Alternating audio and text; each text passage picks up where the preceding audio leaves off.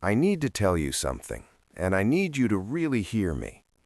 That thing you're chasing, the money, the promotion, the bigger house, the shredded body, the respect, you think it's going to finally make your life click into place.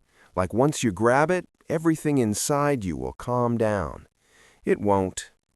My name's Daniel Harper. I'm 77 years old, sitting in a small house outside Phoenix, watching the sun dip behind the mountains like it's punching out for the night. I spent over 50 years running after things that were never going to fill the hole I was trying to fill. 50 years. That's a long damn time to chase the wrong thing. So sit with me for a minute. I'm not here to preach. I'm not here to judge. I'm here because what took me half a century to figure out, I might be able to hand to you in 10 minutes. And maybe, just maybe, you won't burn through your life the way I did. Because I promise you this, the finish line you see in your head, it keeps moving, and nobody tells you that until it's too late. We all say it. I'll be happy when.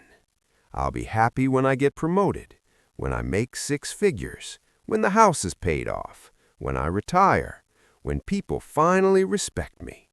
That was my mantra my whole damn life. I said it in my 20s while grinding 60-hour weeks. I said it in my 30s with 2 kids at home and a mortgage breathing down my neck.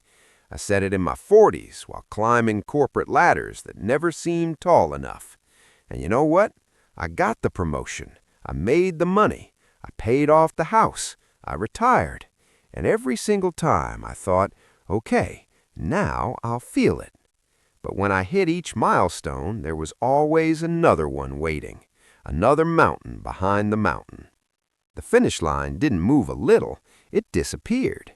And I kept running like a fool who thought happiness was just one more achievement away.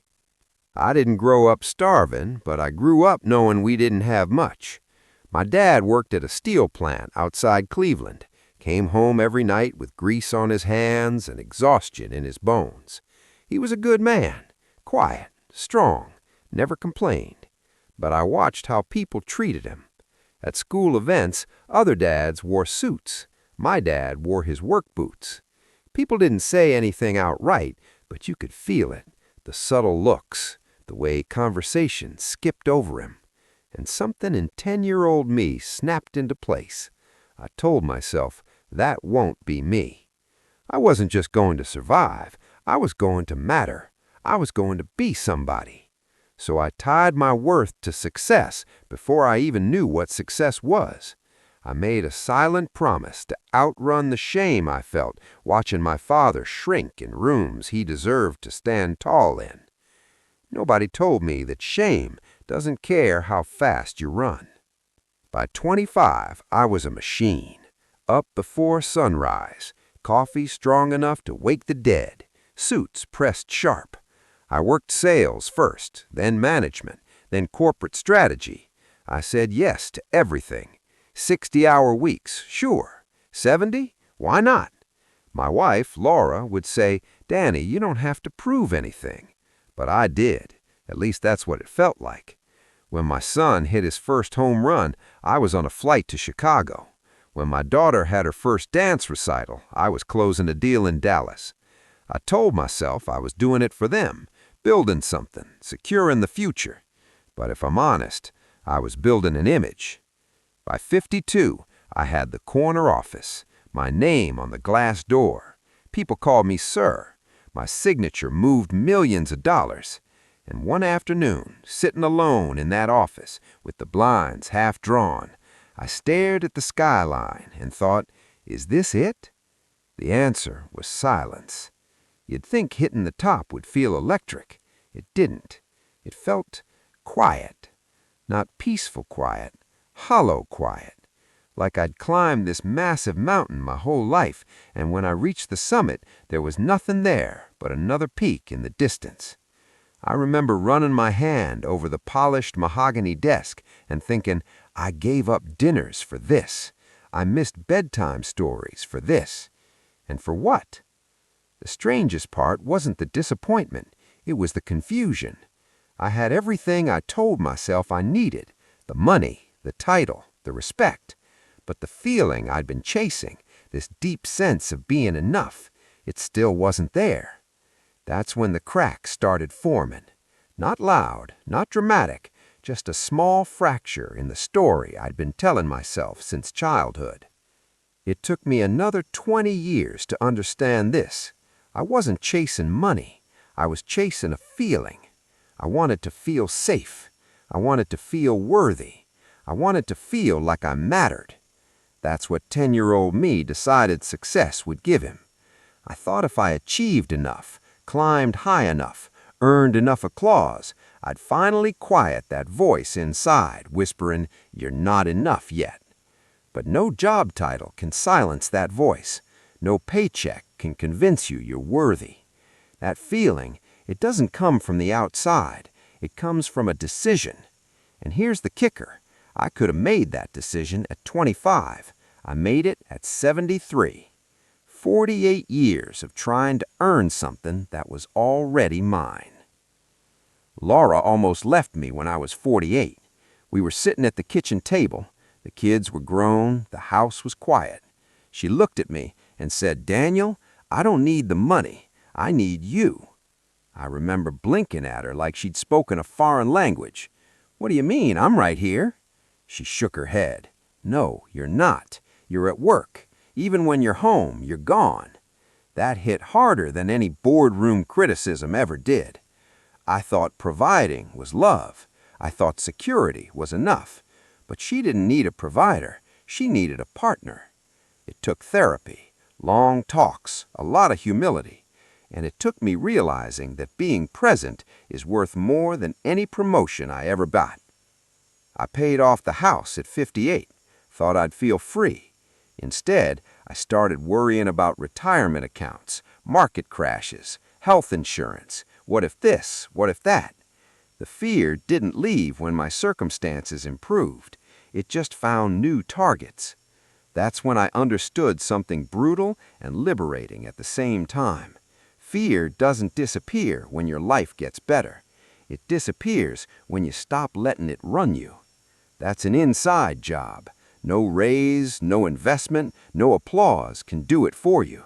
You either decide you're okay right now, or you stay on the treadmill forever.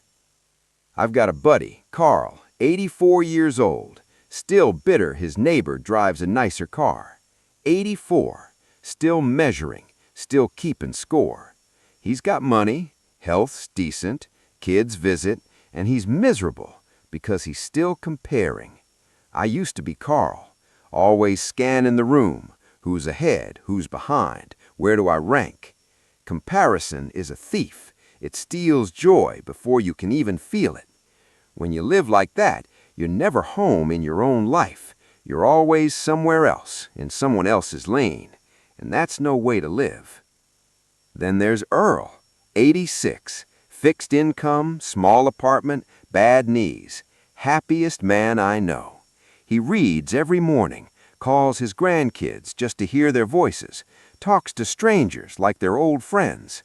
He once told me, "Dan, I spent 60 years trying to be somebody. Now, I'm just trying to be here." That stuck. Being here. Not proving, not chasing, not comparing, just being. He's lighter than men half his age, not because his life's easy, but because he stopped fighting it. You want to know what real freedom feels like? It's not wealth. It's not status. It's when someone insults you and it rolls off. It's when you don't need applause to feel solid. It's looking in the mirror at 77, wrinkles, gray hair, regrets and all, and saying, "Yeah, that's me, and I'm okay." Real freedom is not needing anything outside of you to feel steady inside. That's it. Simple, hard, true. At 73, I stood in the bathroom one night after Laura had gone to bed. I looked at myself for a long time, not judging, not fixing, just looking, and I said out loud, "You're enough." It felt awkward, corny. Then it felt real. I realized I've been waiting my whole life for someone else to declare that over me. bosses, society, bank accounts, but I was the only one who could do. "I'll be happy when" is the most dangerous sentence in the English language, because it pushes joy into the future, and the future never arrives the way you expect. Life is always messy, always unfinished. There's always something missing. If you can't find peace on the way to where you're going, you won't find it when you get there either. I've been there. The arrival doesn't fix you. These days, my wins are different.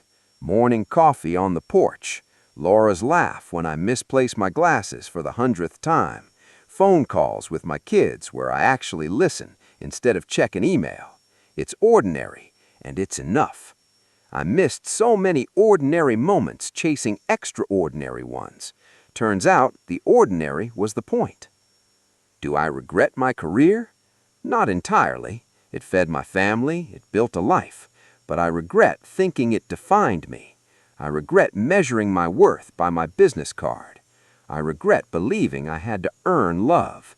That's the heavy part, and I don't want that for you. You don't need to quit your job. You don't need to renounce ambition. You just need to stop outsourcing your worth. Chase goals if you want. Just don't tie your identity to them, because when the goal moves, and it will, you'll feel like you disappeared with it. You are not your achievements. You are not your failures. You're something deeper than both. Here's the truth nobody likes. Time doesn't slow down. One day you're 35, thinking you've got forever. Next thing you know, you're 77, wondering how it all went so fast.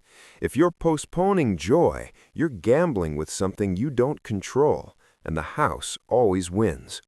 At the end of the day, what sticks? Conversations, presence, moments where you were fully there. Not the numbers in your account, not the square footage, not the applause, just connection and peace. You can decide today that you're enough. Not when you lose the weight, not when you hit the number. Today. It feels radical because we've been taught the opposite our whole lives, but it's the only thing that actually works. So here I am, 77 years old, still learning, still practicing, but no longer running. Everything you're looking for, it's already inside you. You just have to stop long enough to notice. Don't waste 50 years like I did chasing a moving target. Decide you're enough, and then live like it, right now.